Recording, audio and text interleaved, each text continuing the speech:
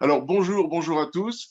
Je souhaite d'emblée remercier l'association REACT dont je poursuis assidûment l'activité, de m'avoir donné leur confiance pour ce court exposé. Je me présente en quelques mots. Je suis psychiatre, pédopsychiatre. J'ai enseigné à l'université. J'ai écrit quelques livres chez Odile Jacob ou aux presses universitaires de France sur le TDAH, le TOP, le HPI et les troubles 10. Quand j'ai découvert l'association REACT, j'ai immédiatement pensé à une scène de film. Euh, on voit un professeur atrocement chahuté dans sa classe, recevant injures, colibets et projectiles, et qui, de retour à son domicile, se comporte en tyran, imposant à son épouse et à ses enfants une autorité terrorisante. Et j'avoue, été assez impressionné parce que j'ai regardé ce film il y a très longtemps. Je voyais un professeur dont j'avais envie de lui offrir toute ma compassion, et puis tout à coup, ça devenait un tyran extrême. Alors, je ne sais pas parmi vous si un cinéphile pourra retrouver le titre de ce film, mais personnellement, j'en serais très heureux, et je pense que ça pourrait être une bonne illustration, un peu métaphorique, des enfants à comportement tyrannique. C'est d'ailleurs une question que je me pose. Est-ce que l'on sait si les enfants tyrans deviennent plus que d'autres des tyrans conjugaux ou domestiques? Je pense que ce serait intéressant de poursuivre au-delà de l'enfance et de l'adolescence pour voir quelle est l'évolution de ces enfants. Et finalement, ce petit mystère que représente le fait de se comporter de façon tyrannique à la maison, de se comporter comme un loup à la maison et un agneau hors du cadre familial, notamment à l'école, si c'est pas l'hyperbole psychopathique de ceux qui savent être puissants avec les faibles et faibles avec les puissants. Je vais développer aujourd'hui un exposé presque hors sujet, puisque je vais parler pour l'essentiel du TDAH et du TOP, mais néanmoins, comme vous le savez, les enfants à comportement tyrannique sont majoritairement porteurs de ces deux troubles, et d'autres d'ailleurs. Alors d'emblée, une petite illustration pour montrer que la question du comportement scolaire inapproprié avec le TDAH et le TOP n'est pas du tout une découverte récente, hein, puisque Alfred Binet, alors, Alfred Binet, bon, je l'ai choisi, mais j'aurais pu choisir d'autres illustrations. Bah, c'est parce que c'est l'un des grands personnages, l'un des grands psychologues de notre histoire française, puisque c'est lui qui a découvert, qui a mis au point le premier test. Et d'ailleurs, le WISC, que les parents et les professionnels connaissent bien maintenant, on pourrait presque considérer que c'est un peu une copie, si j'ose dire, enfin, du premier test qui s'appelait l'échelle métrique de l'intelligence. Diapo suivante.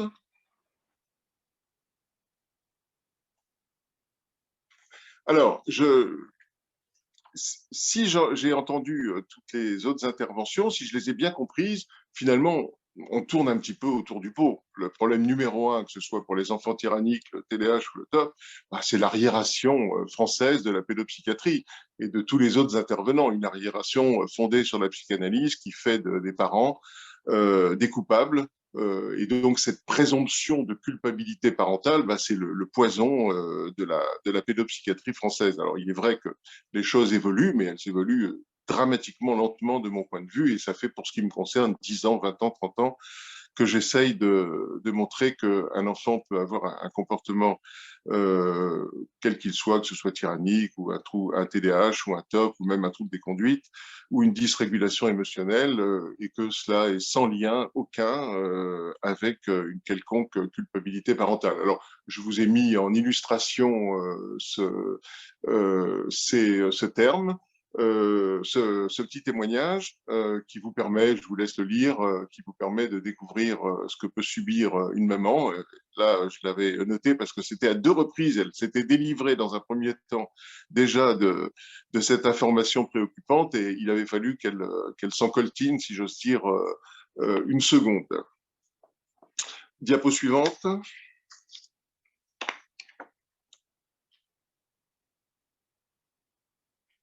Alors, juste quelques diapos que je vais passer très rapidement. Simplement, nous avons un problème avec le diagnostic du TDAH, c'est que nous n'avons pas de bilan neuropsychologique toujours très fiable.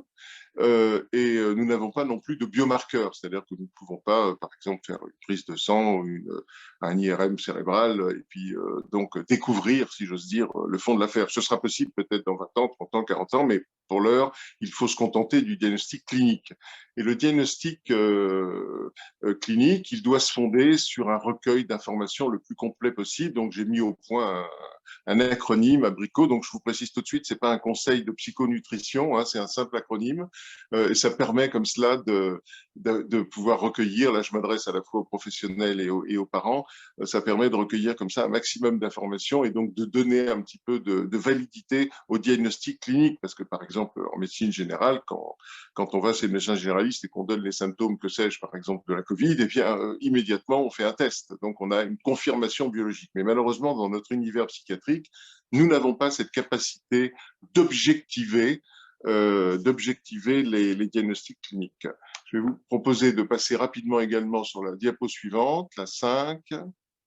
Voilà, donc ça, c'est l'un des éléments diagnostiques, donc c'est le DSM-5. Alors, je passe d'autant plus rapidement qu'il vous suffit, pour ceux qui reprendront cette diapo et qui ne connaissent pas ce b.a.-ba, si j'ose dire, du diagnostic du TDAH, donc de pianoter sur Internet DSM-5 et TDAH, ou DSM-5 et TOP, ou DSM-5, pardonnez-moi, ou TDAH et abricot, vous retrouverez ça très facilement. Donc, ce sont des critères diagnostiques et ils sont souvent très parlants, que ce soit pour les parents, mais ils ne doivent pas évidemment se contenter de cette liste pour en faire un autodiagnostic, ou en tout cas un diagnostic de leurs enfants, mais en tout cas, ça peut être un élément très important.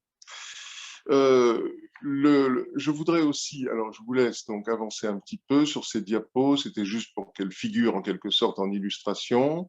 Voilà, alors vous savez qu'il existe donc ce que l'on appelle un plan d'accompagnement personnalisé TDAH. Ce PAP TDAH présente deux avantages. D'abord, il permet d'offrir aux enfants souvent des solutions pédagogiques, des solutions de mise à disposition de procédés, par exemple la relecture des consignes, par exemple le fait de mettre au premier rang, etc., etc. Mais il permet surtout de sensibiliser les enseignants, c'est-à-dire qu'il faut, et je reviens un peu sur ce que je disais initialement, c'est-à-dire il faut que les enseignants et les médecins et tous comprennent que le TDAH n'est pas une faute, mais un trouble. Et donc le fait de proposer une aide, de proposer un certain nombre de mesures pour les enseignants, c'est par-delà le fait que ces mesures peuvent être utiles, c'est aussi leur rappeler, pour ceux qui ne l'ont pas intégré dans leur cursus initial ou de formation complémentaire, leur rappeler que le TDAH n'est pas une faute, même si, en effet, les enfants TDAH ou les enfants TOP peuvent être objectivement, si vous me permettez l'expression, casse-pieds.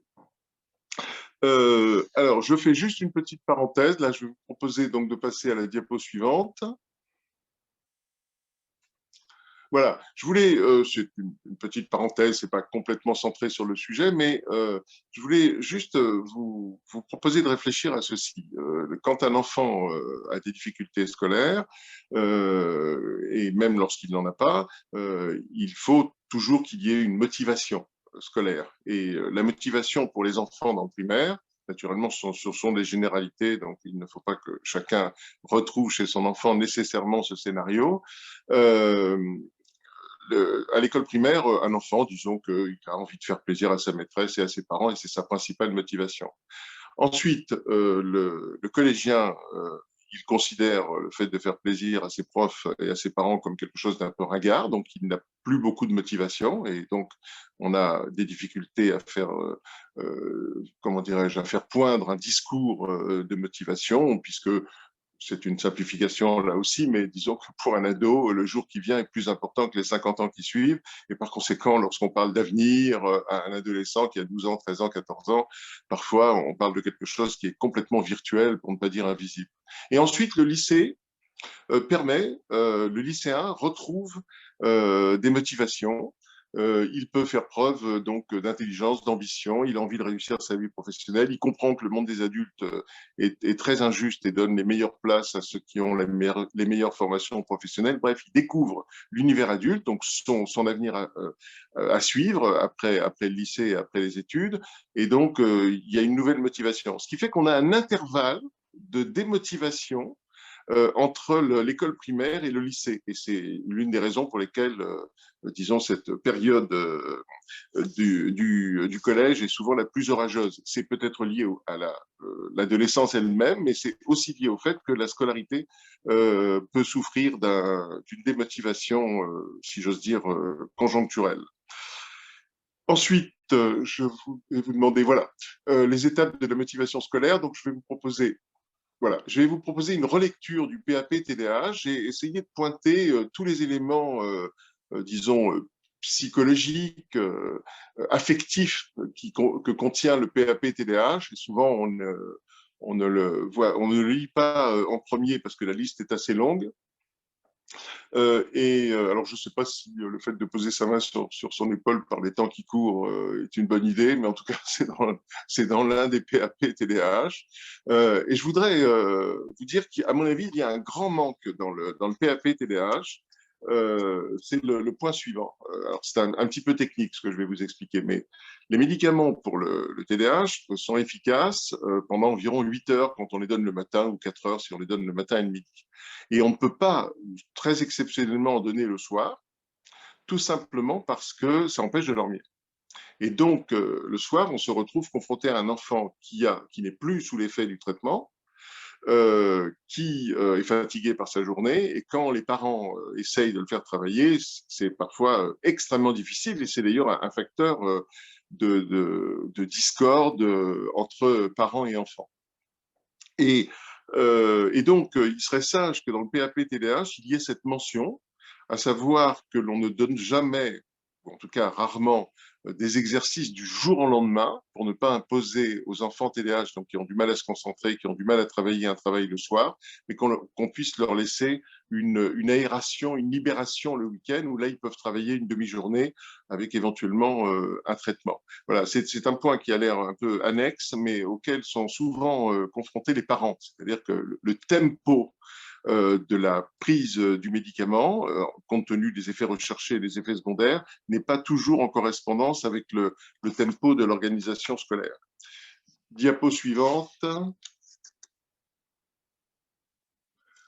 Voilà. Alors là, je voulais, avec cette diapo, vous donner quelques informations de retard au diagnostic. Parce que finalement, souvent, le TDAH n'est pas diagnostiqué rapidement. C'est un problème, entre autres.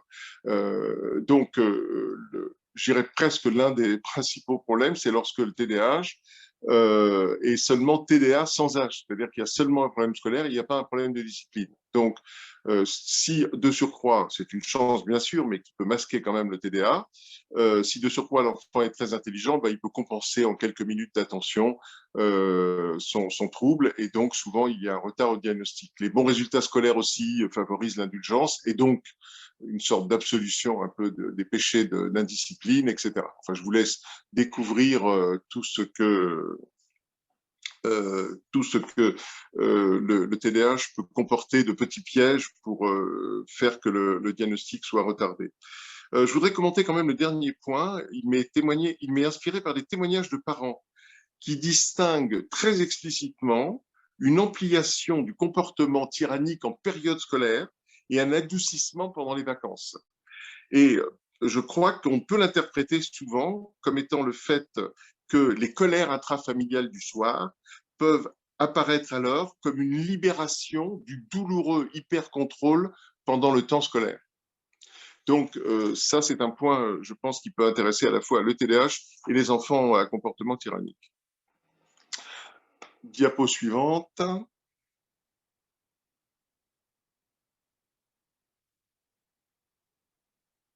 Je ne sais pas si vous avez accès. Voilà, très bien. Bon, là, évidemment, je ne vous apprendrai rien. La comorbidité TOP plus TDAH augmente tous les scores d'échecs scolaires, et en particulier les expulsions et les décrochages. comme cet exposé ne me permet pas d'approfondir ce point qui est important, j'ai mis quelques pistes que vous pourrez retrouver très facilement sur le net. Si j'insiste sur ce point, c'est aussi pour vous dire que tous les obstacles que nous avons déjà identifiés avec les autres interventions, c'est-à-dire le fait que les parents soient présumés coupables et donc les enfants ne soient pas diagnostiqués comme ayant un trouble, mais comme étant seulement la victime, si j'ose dire, de parents inconséquents ou maladroits ou pire. Il y a aussi un point qui pose problème, c'est que nous avons en France une certaine réticence à l'égard des médicaments. Et je voudrais vous dire que nous disposons actuellement de très bons médicaments qui permettent de délivrer majoritairement, efficacement et avec un rapport qualité-prix, j'appelle rapport qualité-prix le rapport entre effet recherché et effet secondaire, les enfants de ces troubles. Et donc, moi, je suis heureux dans ma pratique de prescripteur de ces médicaments depuis 20 ans, 25 ans, depuis 96, puisque nous n'en disposons en France que depuis 96, contrairement aux autres pays, la majorité des autres pays occidentaux qui en disposent depuis 60 ans. Et donc, nous bénéficions de leur expérience. Donc, nous avons, à propos de ces médicaments, le recul, 60 ans d'expérience, même si en France, nous avons pris un peu de retard. Le volume, c'est prescrit dans tous les pays riches de la planète, environ 75 à 80 pays. Et donc, nous pouvons dire maintenant que ces médicaments méritent d'être considérés non pas comme des médicaments dangereux, mais comme des médicaments utiles, que ce soit le méthylphénidate commercialisé sous 4 noms que vous connaissez, le plus connu étant la Ritaline, mais il y a aussi le Medikinet, le Concerta ou le Quasim, et puis le Risperdal ou d'autres encore. Et donc, ces médicaments doivent être considérés avec prudence, certes, mais aussi avec confiance. Et donc, c'est un obstacle supplémentaire. Moi, j'ai souvent des parents à qui je propose un médicament et qui sont très inquiets, je n'arrive pas à les convaincre qu'il faut essayer, d'autant plus que ces médicaments permettent en quelques jours de savoir si on est dans le mille ou non, et donc par conséquent, j'aimerais que l'on retienne qu'il existe des solutions bien sûr psychologiques, bien sûr éducatives. Le travail de guidance parentale est un travail absolument central, mais qu'il existe aussi des médicaments. Et il n'est pas inconsidéré, je pense, de considérer ces médicaments de façon positive, dans la mesure où un médicament, c'est finalement une solution neurobiologique à un trouble dont tout laisse à penser, je pense là à nouveau au TDAH et au TOP, dont tout laisse à penser que ce sont des troubles également neurobiologiques. Voilà, je vous remercie.